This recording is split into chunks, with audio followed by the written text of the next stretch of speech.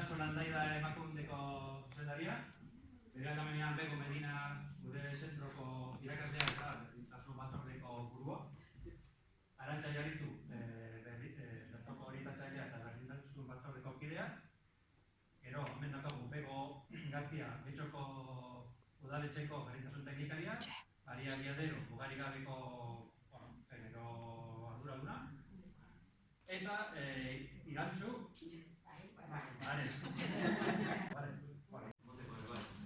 gero bestalde, hizkuntza sexistaren protokoloa ere egin genuen. Gero rubrikak, baloratzeko, baloratzeko rubrikak ere egin ditugu zikloetan, esarri ditugu abuztuan. Programazioak, apunteak eta materialak ere egokitu ditugu, genero ikuspegien aldetik, aldaketa asko egin ditugu. Eta horrein azkenik bukatzeko beste lorpen txiki bat, genero inbertien kontrako protokoloa Padura ikastetxean. Beste lanbide heziketako ikastetxetan ere aplikatu daiteke, protokolo nahiko erraza, esanduko dizue gero. Eta, uste gendun beren garrantzia zeukala, badago bullying aurkako protokolo bat eta horrek egiten doa aipamenen bat, baina ikusi gendun behar izan bat dagoela igual zentzu horretan protokolo bat zabaltzea, eta espero dugu inoiz ere ez aplikatzen. Helburua da inoiz ere ez aplikatzen. Badago protokoloa, baina ez dugu aplikatzen, ez dagoen arrazorik eta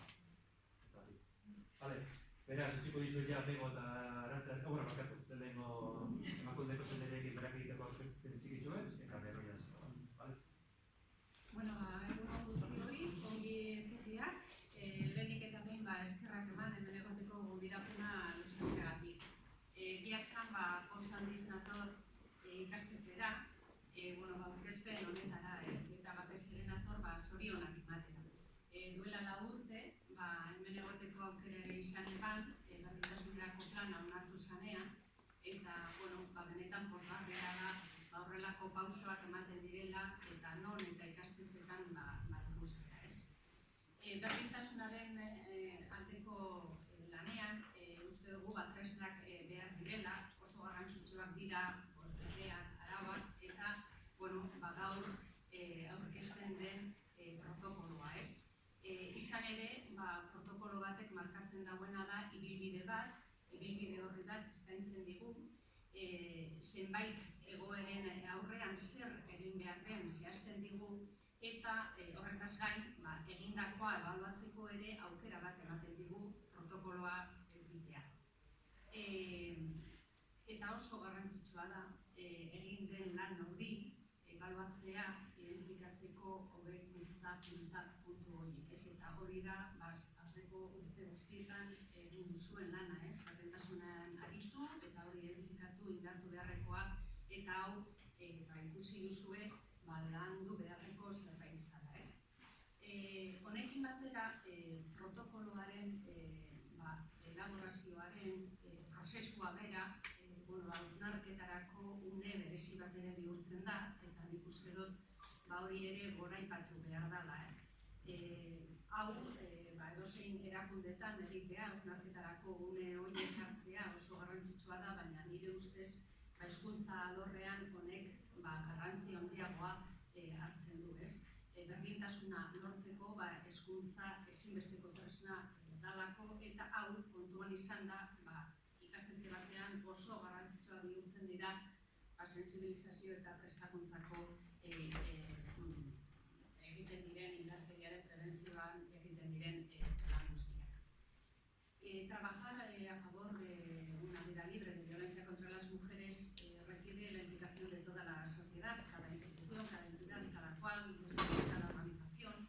Entiendo que debe mirarse puertas adentro y preguntarse qué puede hacer para prevenir la violencia contra las mujeres. Esta implicación, como decía en euskera, creo que cobra un tinte especial cuando viene del ámbito educativo, teniendo en cuenta la importancia fundamental que la educación tiene en la construcción de una sociedad igualitaria libre de violencia contra las mujeres. Tener un protocolo de violencia, contra la violencia de género, como el que hoy se presenta, lo que supone es tener una herramienta más de prevención, de sensibilización, y supone también, a mi modo de entender, un ejemplo de implicación de una institución por ello pues quiero terminar, como hacía al inicio, felicitando al centro por esta apuesta y bueno, pues tenemos que seguir trabajando, cada cual, como decía, desde su ámbito para construir esa sociedad igualitaria libre de violencia contra las mujeres. Mila esker,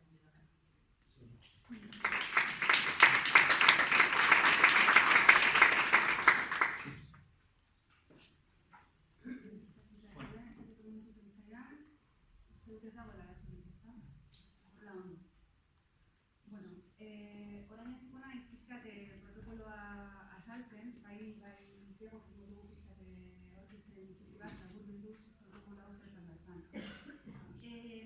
Ikusten duzuen bezala, protokoloak 6 atal desberdin dauzka, alde batetik aipatzen dugu zergar txikitxo bat, non ikaskunek aipatu zen dituen gauza batzuk azaltzen ditugun.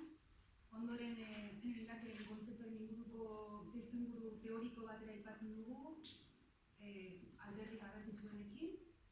Hirugarren pausu bezala, indarkeriaren hautemateak orduan zein irizpide kontuan hartuko ditugun aipatzen ditugu.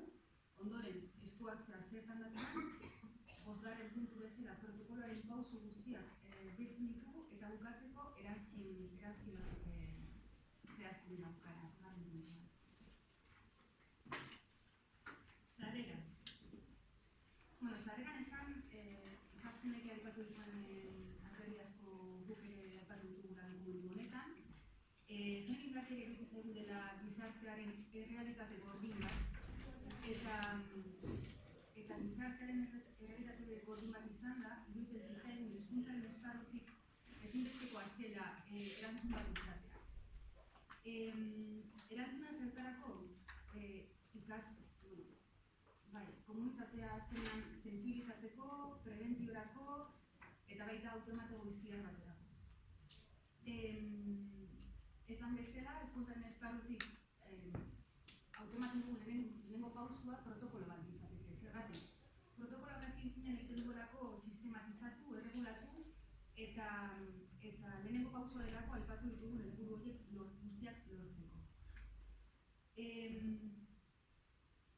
Hau kontuan izan, aipatu dut, sistematizatzearen arrazoia eta baita ere, lege organiko baten ere dagoela oinarritua erantzun hau. 2008ko lege organikoan, hain zuzen ere. Kontzeptuaren inguruan, segurazki aipatuko dituan hainbat eta hainbat gauza jakinak izango dituzue, baina iruditzen zaigu inportantea pixkat gainetik edo modu orokorren azaltzea. Genero indarkeriak zenbait elementu dauzka beste biolentzia motetaz bereizten dituztenak. Lehenbizi, egiturazko biolentzia mota bat da. Horrek esan nahi du, egiturazkoa denean, esan nahi duguna da gizarte patriarkal batean errotuta dagoela. Eta gainera bere mekanismo nagusienak direla bai boterea, bai menderatzea edo dominazioa. Gainera, oso importante dut zaigu azpimarratzea dela bereizitako edo hezkuntzaren bidez transmititzen den violentzia mota bat, hortaz ikasitako violentzia mota bat. Eta azkenik, oso importantea noski, biktima noski emakumea da. Gure protokoloan aipatu ditu indarkeria motak lau izan dira. Jakin badakigu, egon daitezkeela gehiago edo beste iturri batzuetan gehiago jakin daitezkeela, baina guk lau aipatu ditugu gurean. Fisikoa, psikologikoa, ekonomikoa eta sexual. Eta azkenik marko teorikoari bukaera emateko, beste atal importante bat iruditu zaigu esatea, emakumeak bere bizi-ziklo osoan zehar pairatzen dituen eraso sexista guztiak. Zergatik, emakumeak emakume izaten baldintza soilagatik, jaiotzen denetik hiltzen den arte, arrazoi horrengatik, hainbat eta hainbat eraso sexista pairatzen dituela. Eta, gure protokoloan, oinarritu gara azalpen hau ematerako orduan, OMSek publikaturiko 1998an publikaturiko taula batean. Hor jasotzen dira zehatz-mehatz eraso hauek guztiak kronologikoki zeintzuk diren. Eta, atal teorikoari bukaera emanez, emango diot jarraipena begori dugarren atalarekin. lehenengo ongitorri,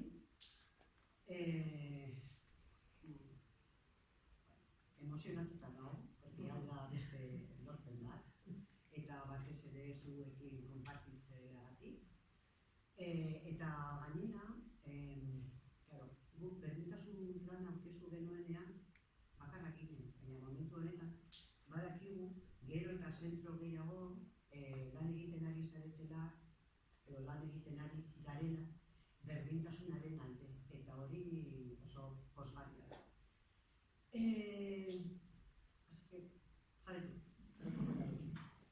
Hirugarren puntua da genero indarkeria hautematea. Claro, ematen du erreza dela, no genero indarkeria, porque no dakigu zer den. Baina orain zer azalduko diguzu.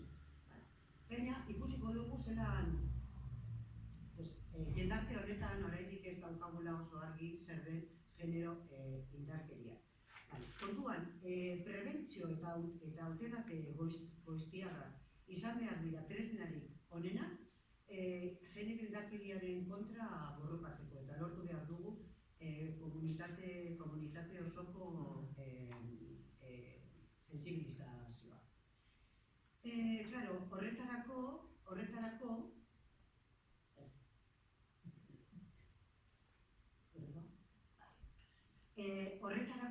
zer gertatu behar da? Hor dituzue, baina azken baten zer gertatu behar da? Zentroa izan behar da eredua. Eta gu hemen izan behar gara, eta benetan izan behar dugu tolerantzia zero genero indarkeriaren aurrean. Eta orduan horretarako hor dituzue nolako institutuak izan beharko zen. Gero, planteatu ditugu egoera batzuk, eta egoera horietan adierazle batzuk, pentsatzeko, egoera hauetan gertatzen da edo gerta daiteke genero indarkeria, eta zeintzuk dira adierazleak. Lehenengoa da genero indarkeriaren adierazpenak bikotean. Errespeturik eza, ahozko tratu txarra, konfiantza abusua, promesak ez betetzea, aginte abusua, isolamendua, tirania emozionala, eta protokoloan daukazue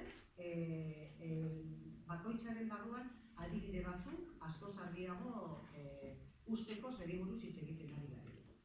Hurrengoa batez ere irakasle hori zuzenduta dago. Azaltzen dugu zenolako jarrerak ikusi ahal ditugu gure ikasle neskengan pentsatzeko agian neska hori jasotzen ari dela genero indarkeria. Eta adierazleak izan daitezke hauek. Autonomiarik eza erabakiak hartzeko, ez du eskolaz kanpoko jardueretan parte hartzen, menpekotasun afektiboa, ikasketetan edo lanean konzentratzea kostatzen zaio, eta hor dituzue beste adierazle batzuk. Hurrengoa, erasotzaileari ikusitako adierazlea. Mutil bat erasotzailea denean, gehienetan, adierazle hauek, edo portaera hauek ikusi ahal ditugu. Mespretsuz hitz egiten du, estereotipoekin eta aurreiritzirekin, femeninoa mespresatzen du, balio handiegia ematen dio maskulinoari, arazo edo gatazka baten aurrean indarkeria erabiltzen du, eta erraz haserretzen da, gauzak ez badira berak nahi bezala irtetzen, maitasun formatzat hartzen ditu jelosia eta kontrola, emakumeak gutxiesten ditu, hor dituzue hainbat adierazle. Neskentzako, eta hemen topo egiten dugu amodio erromantikoarekin. Denok dakigu, zenolako kaltea egin digun emakume guztioi amodio erromantikoa. Pentsatu aldugu, baina gure ikasle neskak ja oso gazteak dira eta gainditu dituz, kontzeptu hau gainditu dute. Ez da egia. Kuriosoa da, gelan ikasle neskekin edo orokorrean hitz egiten duzunean, ematen du baietz, eta haiek esaten dute, hombre, claro, nik hau ez dut onartuko eta bestea ez dut onartuko eta bestea ez. Baina gero, realitatea ikusten duzunean eta aurten gertatu zaigu oso argi ikusi dugu, baina errealitatean ikusi dugu, errealitatera pasatzen garenean, ahaztu egiten zaie teorikoki dakiten guztia, edo agian dakigun guztia, no? Eta berriro, eredu hartzen dugu berriro amodio erromani. Horrexegatik, neski lagundu behar diegu, esateko, kontuz, hau gertatzen zaizu, orduan ia zer egiten duzu, bale? Eta hauek jarri ditugu, adierazle hauek.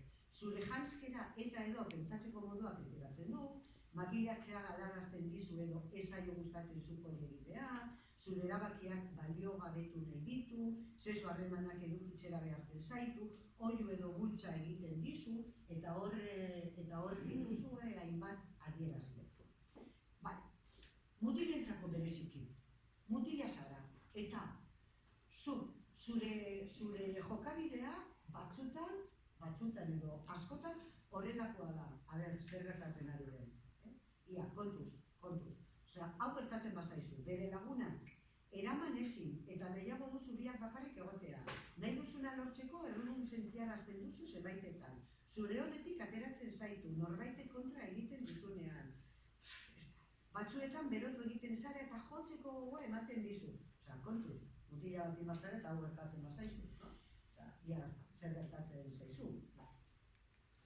Orduan, laugarren puntua, genero indarkeriaren aurrean esku hartzea. Suposatzen da dakigula zer den genero indarkeria. Eta orduan, zer egiten dugu? Esku hartu behar dugu, bakarrik dago erantzun bat. Eta da, bai. Eta gainera ez dago dentatezkoa, baizik eta derrigorrezkoa. Pentsatu behar dugu, eta agian hau pentsatu behar dugu bat. Baina, eskua hartzen baldin badugu, agian bizitzaren bat salbatzen. Alerta norberaren aurreiritzien aurrean.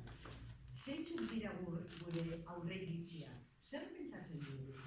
Zer pentsatzen dugu emakume eta gizonen arteko desberdintasunei buruz?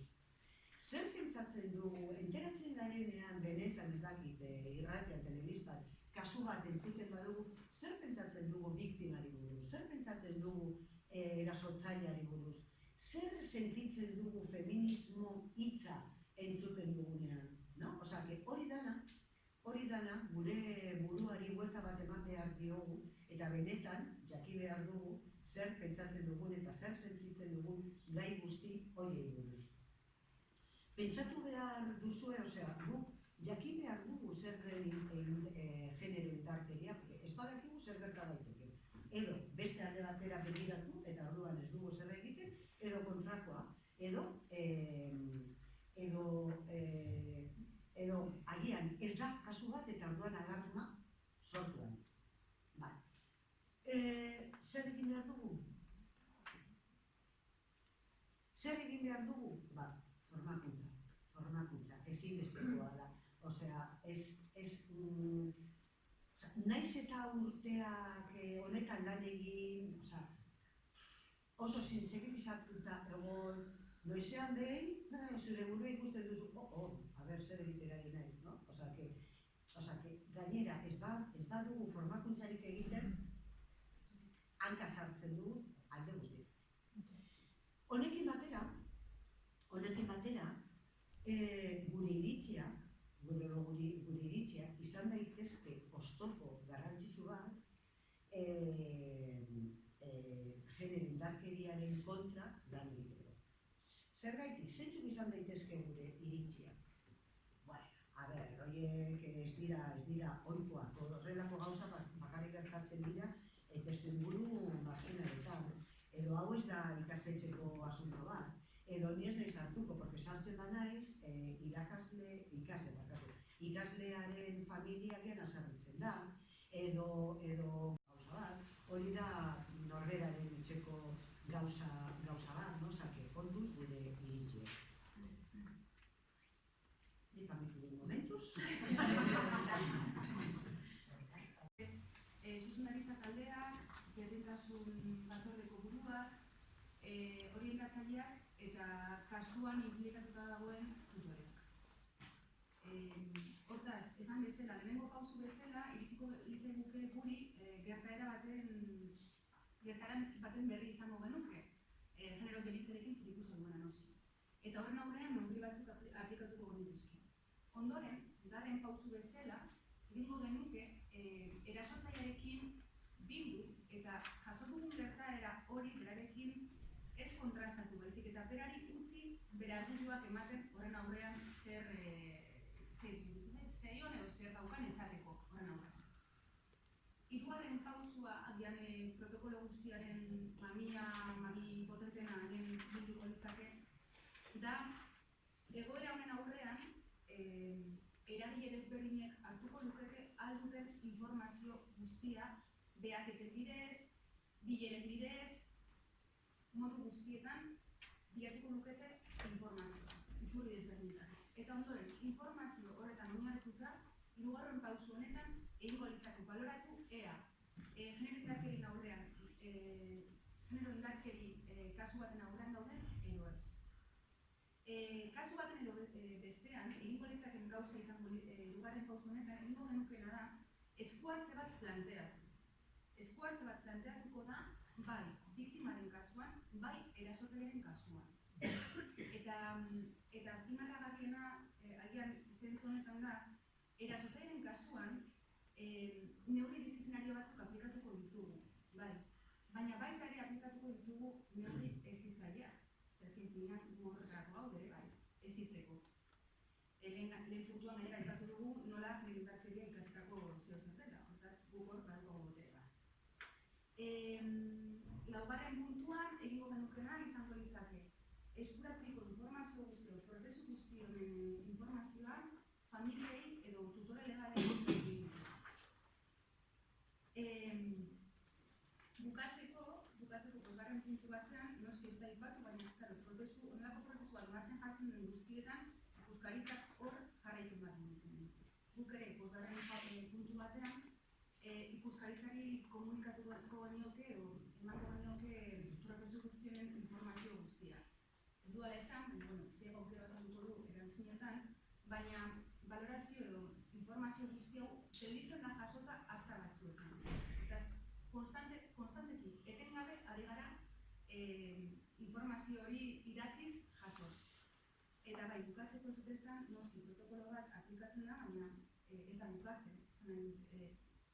Beti egon behar dugu adi, erne, etengabe, arreta jarriz, prozesu nola doan, beste leti bat ari den jartzen martxan, edo dena delakoa.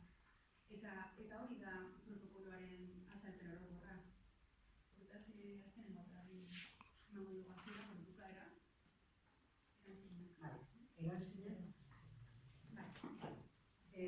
Honetaz hitz egin dugu ja oso laguntza baliabideak eta derivazioa, erregistro eredua, arau esparrua eta iturria. Eta horretarako jango gara protokolora.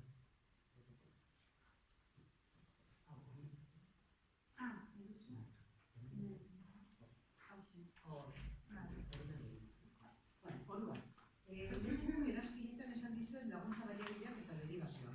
Zerbitzu medikoak, laguntza psikologikoak, genero indarkerian espezializatuta dauden zerbitzuetara, doako telefonoak eta behar izatekotan salaketa. Honetan, komentatu nahi dugu salaketa, beti, biktimak beti ez du salatu nahi. Ulertu behar dugu, arrazoia batzuk izan daitezkela. Beldurra, lotza, erroduntasun sentimentua, ez dakiela prozesua, eta orduan bere erabakia izan daiteke ez salatzea. Guk bakarrik egin behar dugu gauza bat. Errespetatu bere lagundu eta baina errespetatu bere erabakia, agian oraindik ez da momentua, eta ez presionatu. Erregistro horria. Uste duzue, hori da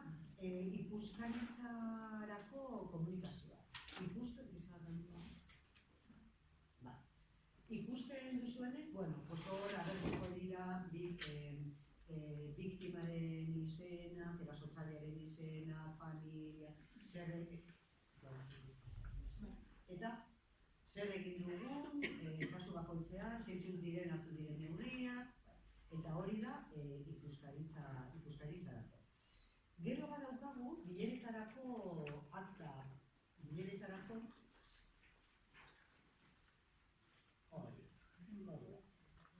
simplifikatzeko, akta guztietarako egin dugu bakarrik ereduan. Orduan, bilera guztietan erabiliko dugu eredu berdina. Eta gero Drivean, pentsatu dugu Drivean, zabalduko dugula dokumentu bat, eta hori. Drivean zabalduko dugu eguneroko jarduerak, eta orduan hor, egunero egiten diren jarduera guztiak apuntatuko ditugu. Bai zuzendariak egingo dituenak, edo guztiak. Eta pizka bat gero, arau esparrua hemen sartu ditugu EAEn emakumeen kontrako indarkeriaren alorreko legedia.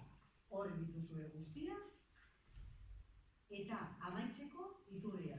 Batez ere, aipatu nahi dugu guía de buen trato y prevención de la violencia de género, protocolo de actuación en el ámbito educativo. Hau izan da gure iturririk garrantzitsuena, eta hau Andaluziako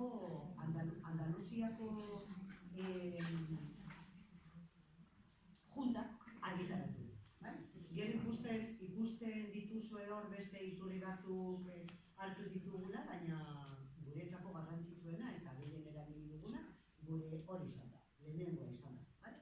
Eta orduan, besterik gabe, hori da gure genero indarkeriaren kontrako protokoloa, eta eskerrik asko, espero dugu honek esan duen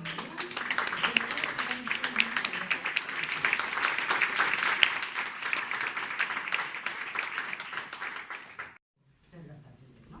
O sea, la primera pregunta es, ¿por qué creéis que es importante que hayamos hecho este protocolo y especialmente en un centro de formación profesional? Esa sería la primera pregunta. Y podéis empezar a preguntarse. ¿Sí? Bueno, hecho tengo bueno, lehenengo eta behin, eskerrik asko etortzeagatik eta gonbidapenagatik, jakin. Baina, bueno, nik zaila egingo dut gaztelaniaz, baina gero norbaitek galdetu edo zerbait esan dut euskaraz, bueno, la pregunta era si es necesario el protocolo, por supuesto. Como no puede ser de otra manera, no porque lo exige la ley, sino porque, bueno, pues tenemos claro en la sociedad todavía el fenómeno llamado espejismo de la igualdad, cómo está presente, bueno, no tengo datos aquí en concreto, pero bueno, si miramos cualquier ámbito laboral, cultural, de participación de las mujeres, sociopolítica, en ámbito de decisión, lo que sea, vemos las diferencias que hay y por tanto hay que intervenir ante esto. El espejismo en el ámbito educativo, además yo creo especialmente que está fortalecido por ciertos datos como son por ejemplo el pensar que pensar no es una realidad, que las chicas sacan mejores notas, o sea, tienen mejores resultados, que los índices de fracaso escolar y de abandono escolar también son menores en las chicas, y que bueno, y que en realidad también pues poco a poco nos estamos sumando a estos grados, a estas carreras o tradicionalmente consideradas masculinas, ¿no?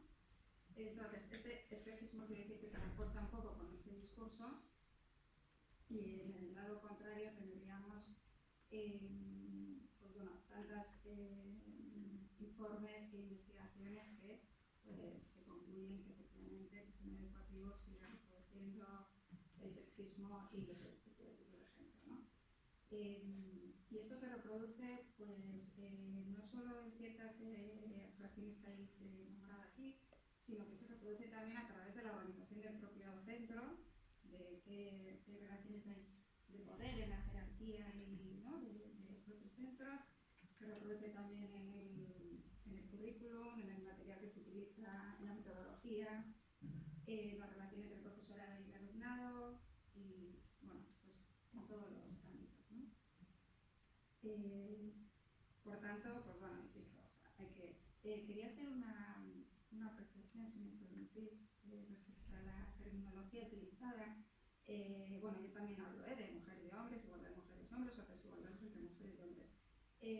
Con esta mujer quiero poner el asterisco de mujer o de trans, es decir, salir un poco del binarismo de género que se utiliza, ¿no? Y pues nombrar a, bueno, pues este binarismo que nos clasifica y nos obliga a clasificarnos y nos excluye etiquetas diferentes también de hombre, mujer, privado, público, heterosexual, homosexual, etc.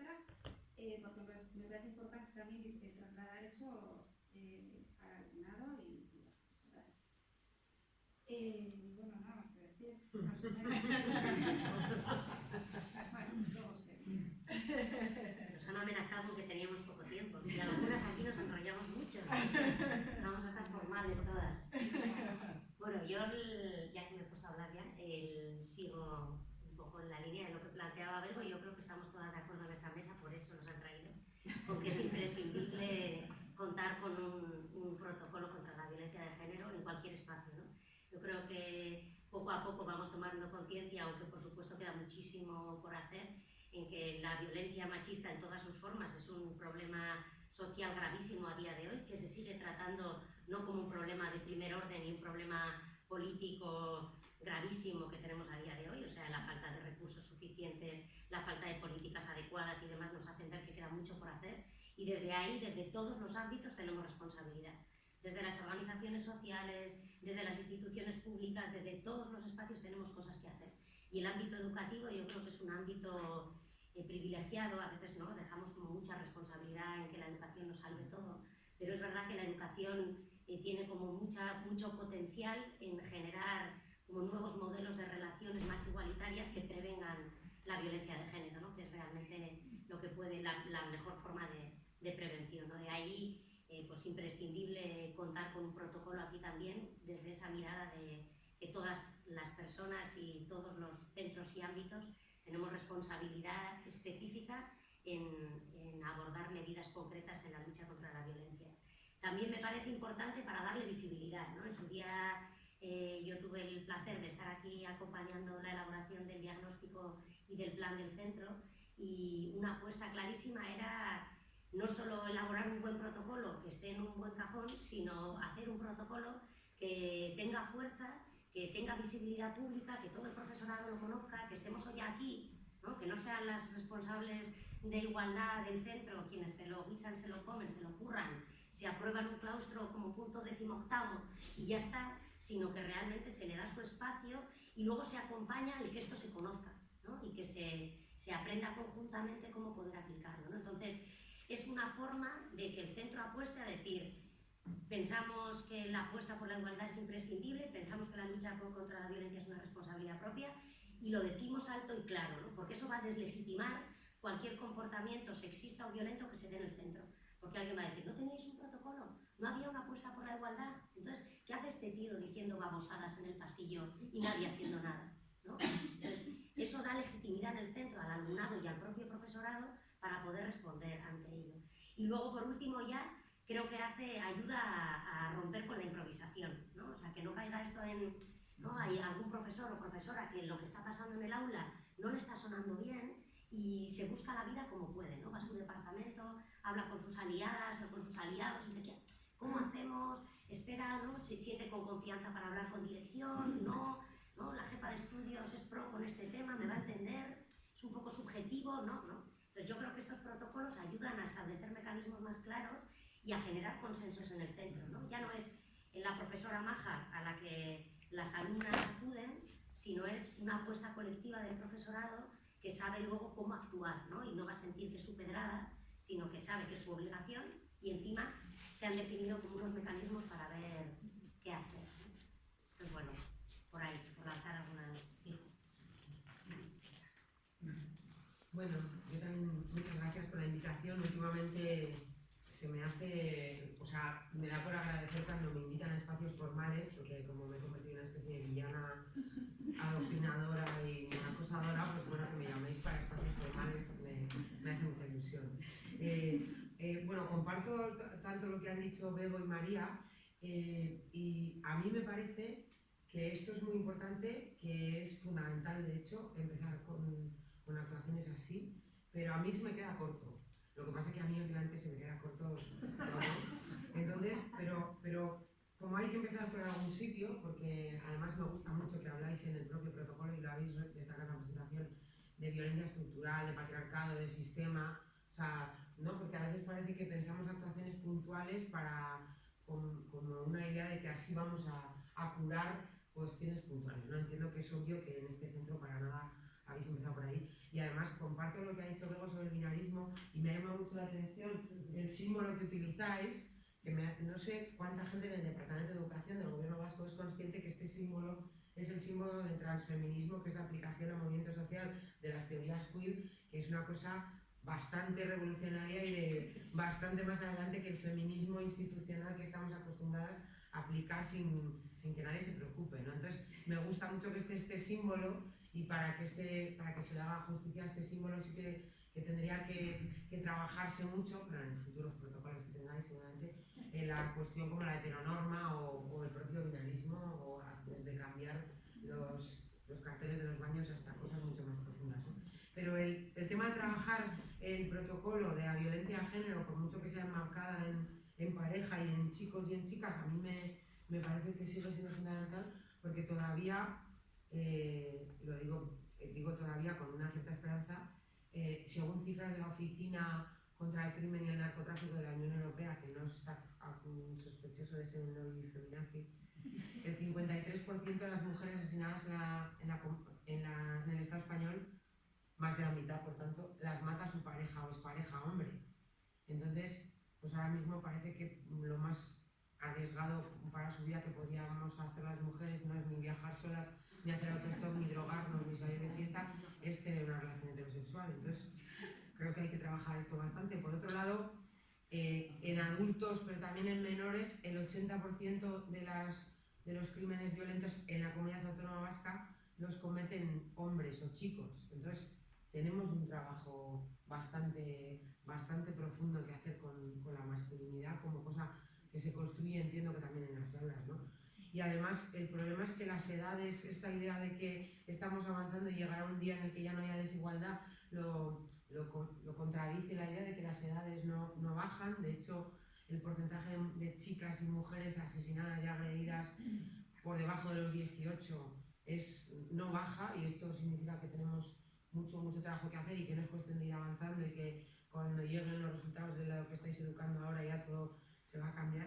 Y creo que además hay un trabajo que lo has mencionado tú, del amor romántico, que además que me consta que se trabaja en los institutos, que es que yo creo que a las chavalas sobre todo a las chicas, al contrario de las de nuestra generación y generaciones anteriores, les hemos dado el discurso del empoderamiento, es decir, les hemos dicho que podían hacer todo lo que consiguieran, pero no les hemos dado el discurso del contexto del sistema patriarcal. Es decir, les hemos dicho, tú puedes hacer todo lo que quieras, pero ahí fuera hay todo un sistema cuyas estructuras van a hacer lo posible para evitarlo, y una de ellas es el amor romántico. Entonces hay chavalas que llegan a las primeras relaciones sexuales o sentimentales o amoeróticas con lo que llama Mariluz Esteban, sin arneses, ¿no? O sea, que nadie les ha avisado. A nosotros, aunque eso les ha, por nuestra mamá nos decía, tú trabaja y ten tu propio dinero y así no dependerás del hombre, es decir, no seas como yo, pues a ellos no se les ha dicho a nadie eso, porque eso ya se da por supuesto, y que muchas veces llegan sin entender que el amor romántico puede ser un espacio de desigualdad y por eso no llevan ninguna precaución, ¿no? Entonces yo creo que protocolos como este les dejan muy... O sea, a mí lo de la lista que habéis hecho de signos de atención para ellos y para ellas me parece brutal, por mucho que yo he apuntado que los de ellos casi todos son comportamientos no dentro de la pareja sino fuera, ¿no? Comportamientos supremacistas de alguna manera, machistas, es decir, lo que son casi todos los chavales de 15 o de 18, por lo que mi experiencia, casi todos, no he dicho todos, ¿eh? Y sin embargo a ellas todos los signos son en el marco de la pareja, ¿no? Y a mí esto me parece que le podíamos sacar punta, pero también le podíamos sacar un significativo de ahí fuera todas somos muy iguales, pero luego entramos en una relación de pareja, no solo las adolescentes, y se nos olvida todo, ¿no? Y esto me parece muy importante. Me lo voy a quedar, vamos. ¿Cuáles son los mayores obstáculos? Yo algo he comentado, ¿no? Pero ¿cuáles obstáculos de llegar que podrían ser los principales obstáculos nuestros a la hora de poner en práctica el protocolo este?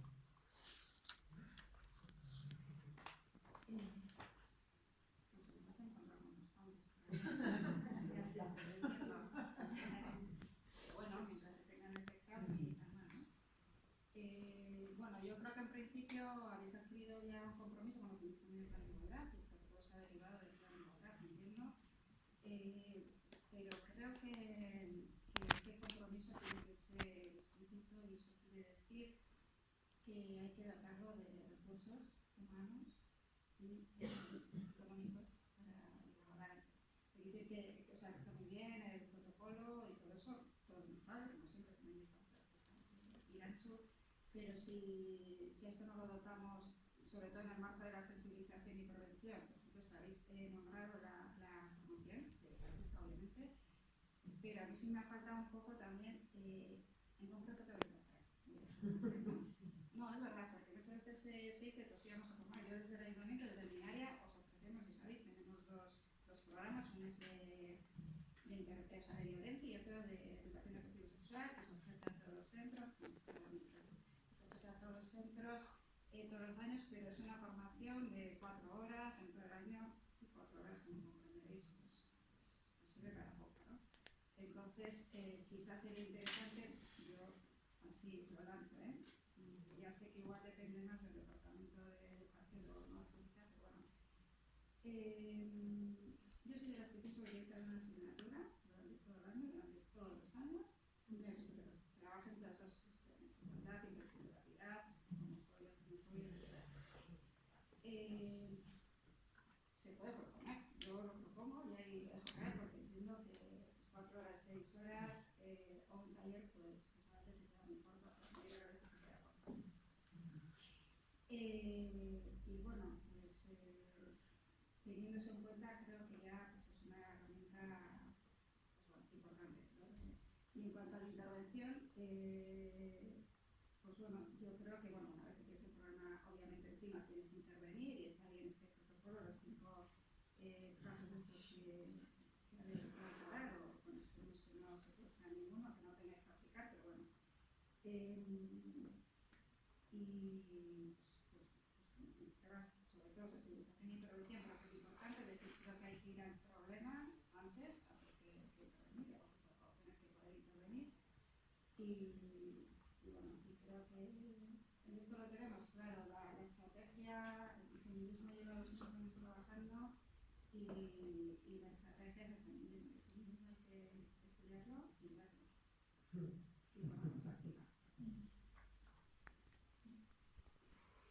En cuanto a lo que has dicho de que tiene que haber una asignatura, alguna vez algo hemos comentado de ello, ¿no? Que si realmente, o sea que yo estoy de acuerdo contigo, o sea que eso debería de ser así, o sea yo lo he pensado muchas veces, que en este momento, o sea que debería de haber una asignatura donde se metieran varios temas, ¿no? Y bueno, yo alguna vez a Ivonne ya le he comentado, pero claro, pero esto esa propuesta es muy potente, es potente porque cambiaría muchísimas cosas, pero yo estoy totalmente de acuerdo que debería de haber una asignatura. De hecho sé que en algunos institutos, no, yo no tengo, o sea, de Euskadi no sé, pero del Estado español, en algún instituto, por ejemplo, en Asturias, hay un proyecto de que van a poner una asignatura, ¿no? Que no sé ahora no me acuerdo cómo le van a llamar, pero bueno. Y yo estoy totalmente de acuerdo contigo, o sea, pero claro, eso es uno de esos, y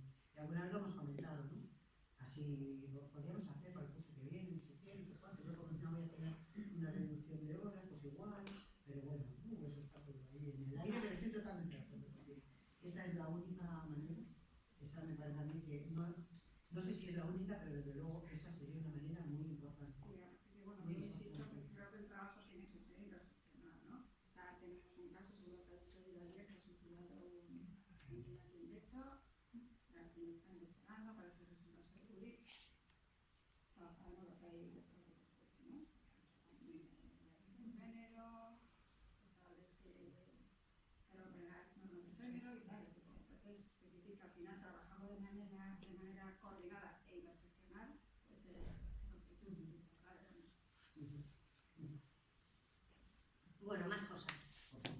Por seguir, bueno, yo comparto totalmente, yo creo que algunas tenemos muy clara la necesidad de contar con formación específica para el alumnado y también para el profesorado, ¿no? En los estudios universitarios del profesorado. Eso ayudaría, ¿no? Y generaría como un caldo de cultivo que facilitaría mucho más luego trabajar de otra manera, ¿no? Pero bueno, además de eso, estamos de pasar de la aprobación a la aplicación del protocolo, ¿no? Allí yo creo que van a ser bastantes las dificultades, ¿no? Bueno, por un lado tenemos, igual un poco conectando con lo que decía antes también Iranchu y Bego, este protocolo está limitado a casos de violencia de género como la define la ley del Estado, ¿no? Entonces, yo creo que una dificultad que puede que os encontréis es que se den casos de violencia machista en el centro que no están dentro del protocolo, ¿no? Entonces eso va a ser como una limitación, pero es verdad, como decía antes Iranchu, yo comparto también que hay que empezar por algún lado, ¿no? Entonces, pero bueno, que nos va a pasar que yo creo que en el diagnóstico en su momento se veía y tal, que hay veces que serán casos más sutiles, que no por eso pierden gravedad, de los que son más difíciles de detectar, ¿no? Si un compañero le toca el culo a su compañera en clase, como no es dentro de una pareja o expareja, entonces ya no aplicamos el protocolo, ¿no? O sea, yo creo que van a empezar a darse reflexiones en torno a la formación que tenga el profesorado y demás que van a generar dudas como estas. Yo creo que por eso la importancia de generar como un proceso más pedagógico con el profesorado, que es principalmente quien va a detectar esos casos para generar consensos, ¿no? Y yo creo que es importante, yo me voy aquí a la página 11, los indicadores observados en el agresor, ¿no? Que antes estabais mencionando también, habla despectivamente con estereotipos y prejuicios y puede usar el lenguaje violento para referirse a las chicas y a las mujeres. Cuando nuestros alumnos en clase hagan eso, aplicamos el protocolo. Sí, ¿no? O sea, cuando lo hagan con sus compañeras, o lo tiene que hacer con su pareja tiene que ser del centro, o no. Todo esto para mí es lo que le va a dar como ahora peso también, ¿no? Porque va a haber, esto ya pasa en vuestras aulas mucho, ¿no? No tanto, ¿no? Nos pasa en los bares cuando vamos a chapote, nos pasa en otros lados también, entonces esto pasa. Aplicamos el protocolo. Yo creo que ahora lo que toca es generar consensos de cuándo vamos a ponerlo en marcha. Y no solo eso, porque eso es toda la parte que le toca al profesorado, sino también cómo hacemos que el alumnado tenga algún mecanismo en el que poder denunciar sin pasar a través del profesorado. Porque a veces el profesorado es aliado y a veces el profesorado es el propio que está haciendo chistes sexistas en clase, ¿no?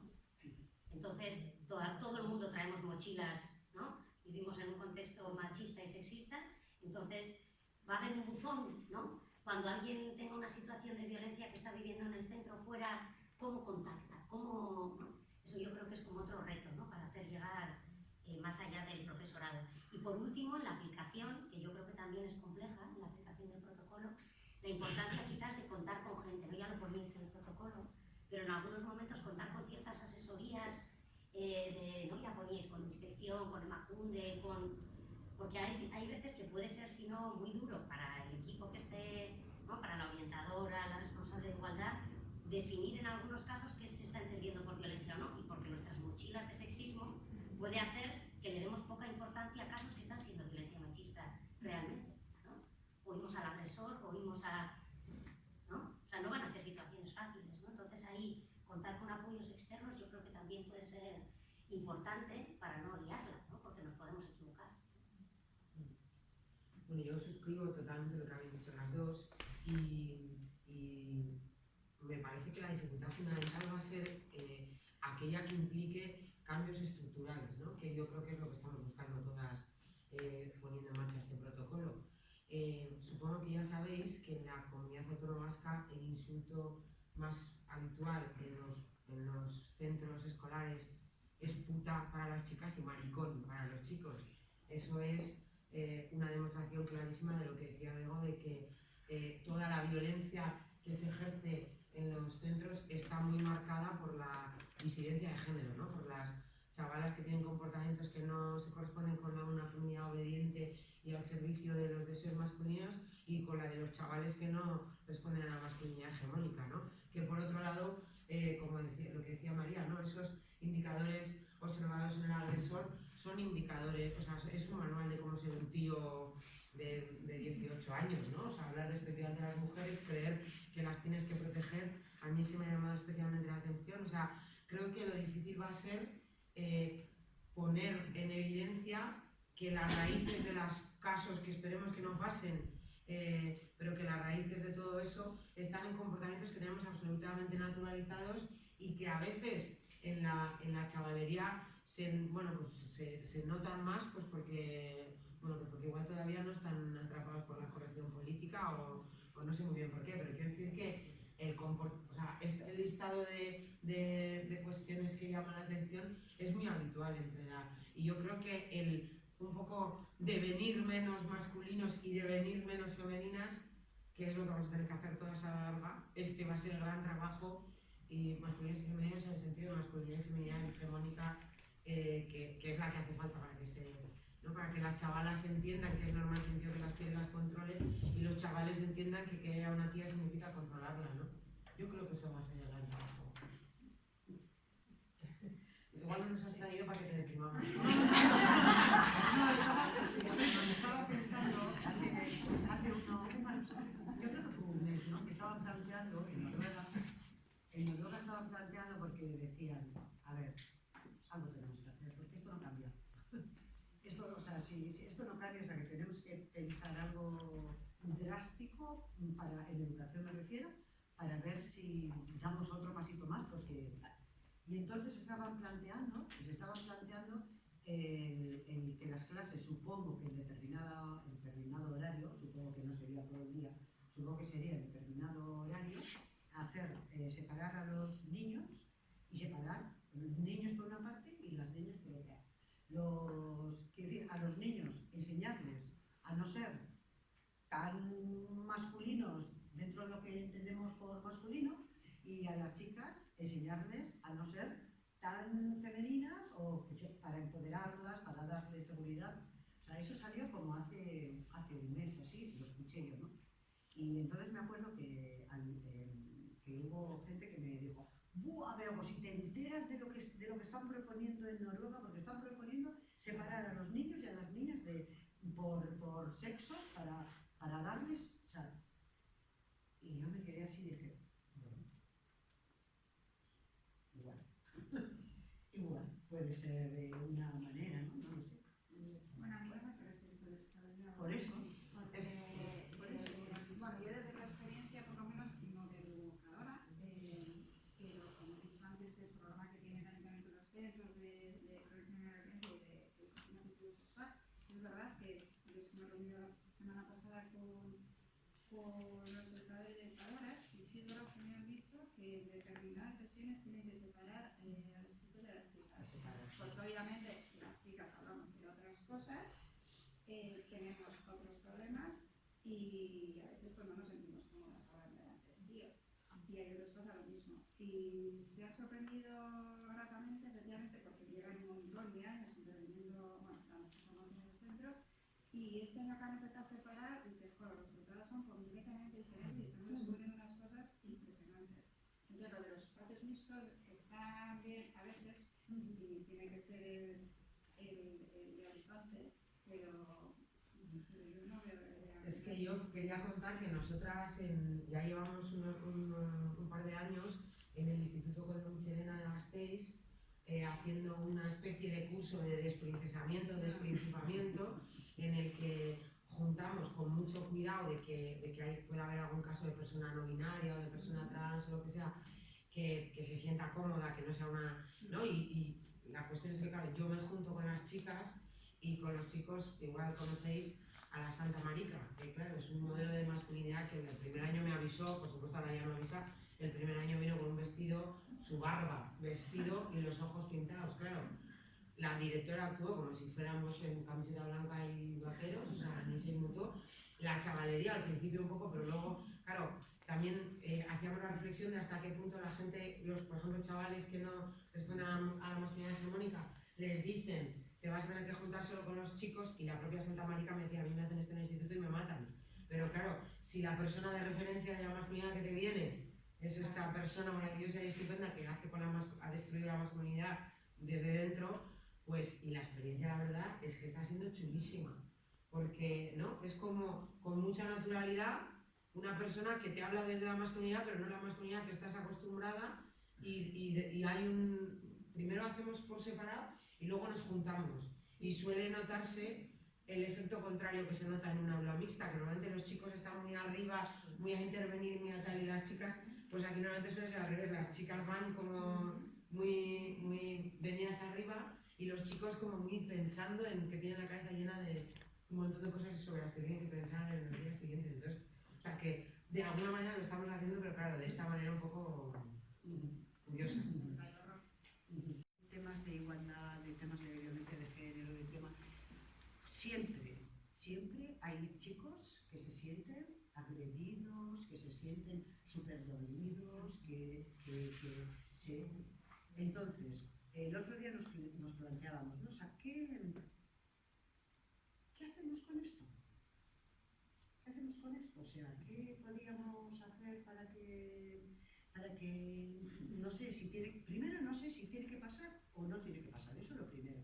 Y lo segundo, para que realmente lo que queremos es que trabajemos juntos y juntas, ¿no? En ningún momento queremos que un chaval se sienta tan mal, que se vaya de clase y que diga, yo paso de todo, ¿no? Eso tampoco queremos.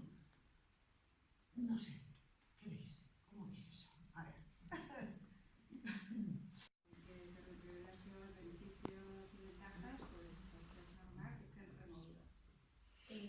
La solución, pues trabajar en formación, talleres, etcétera. O sea, yo lo veo muy claro. O sea, por una parte lo entiendo porque es así, obviamente, y esa es la razón. Y además es más, yo diría, bueno, yo no sé en este caso, pero me parece que en otros centros es voluntario acudir a este tipo de clases, talleres y formación, pero yo lo pondría como obligatorio. O sea, matemática, física o Aquí no es optativo. En principio es obligatorio. Pasan cosas, porque pasan cosas, no, pero es obligatorio. Vale, yo es que sé que en algunos centros, sobre todo como se pide permiso a ausentar las damas, pues también en función de lo que eran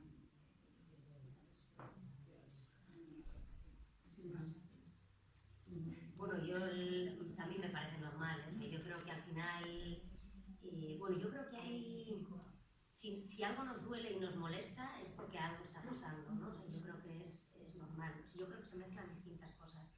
Creo que por mucho que en los últimos años se ha venido hablando mucho más de las violencias machistas y demás, la gente en el imaginario más global sigue estando en la violencia física y nos cuesta profundizar, ¿no? Nos cuesta profundizar en el control, en la violencia psicológica, en los insultos, ¿no? O sea, yo he hablado con profesorado que no le ve nada de violento ni de poco igualitario llamar nenaza a un alumno en clase, ¿no? Entonces, yo creo que hay cosas que nos toca profundizar, ¿no? Entonces yo creo que eso también tiene que ver con cuándo te pones a la defensiva, ¿no? Cuando hablas de violencia machista y los alumnos se te ponen a la defensiva es porque te van a decir, yo no pego a ninguna mujer, ¿no? Yo no pego a ninguna mujer, y nos quedamos ahí, ¿no?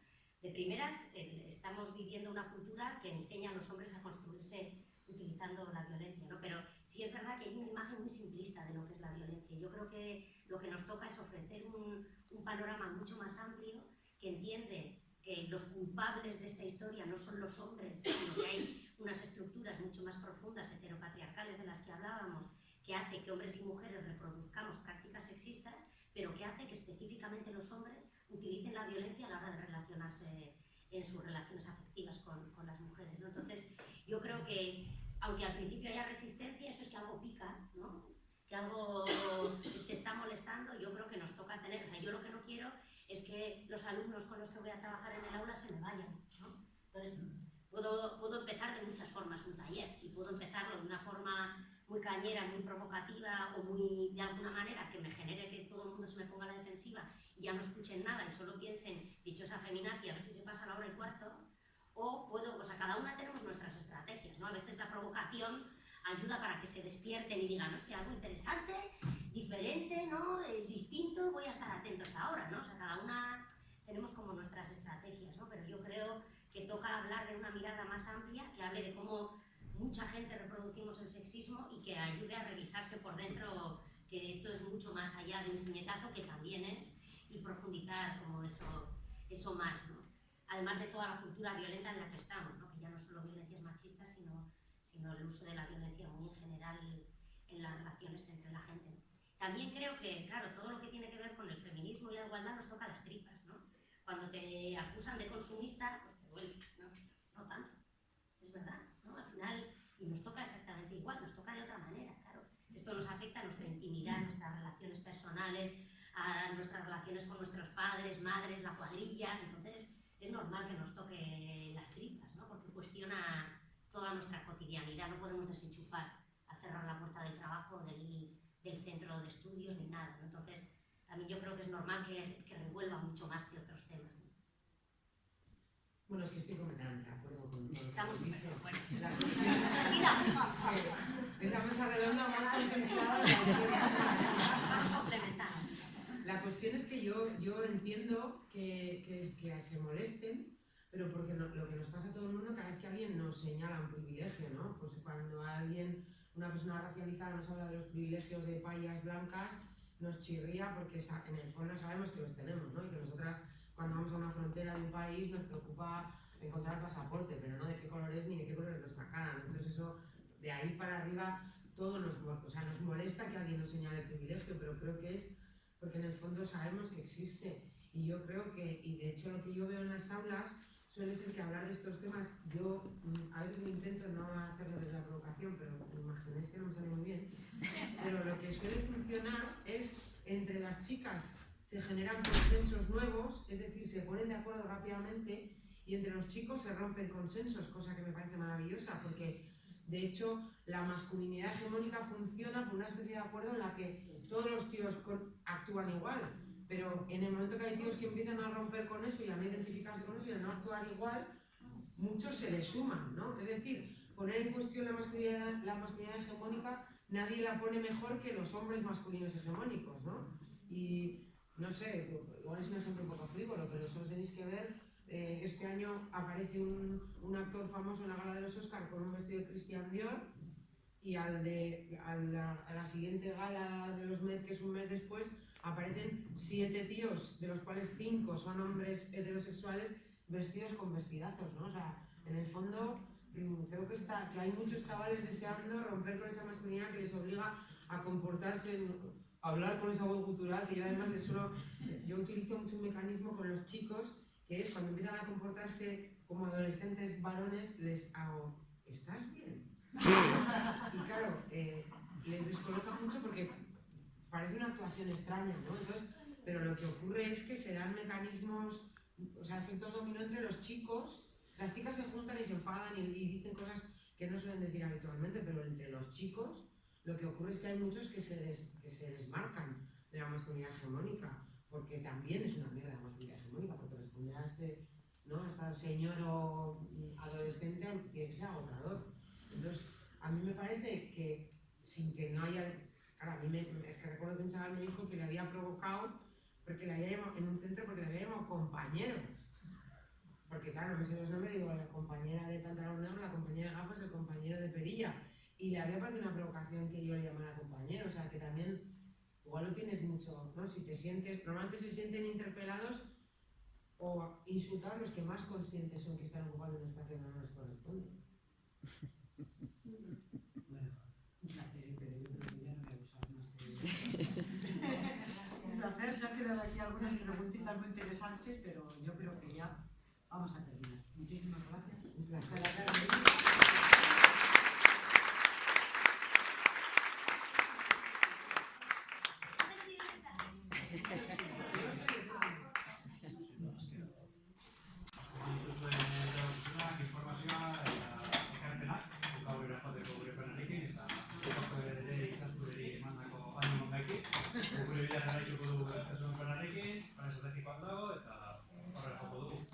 Orain, bukatuz egongo dugu ja funtzionau eta orain pitxu batzuk jarriko ditugu eta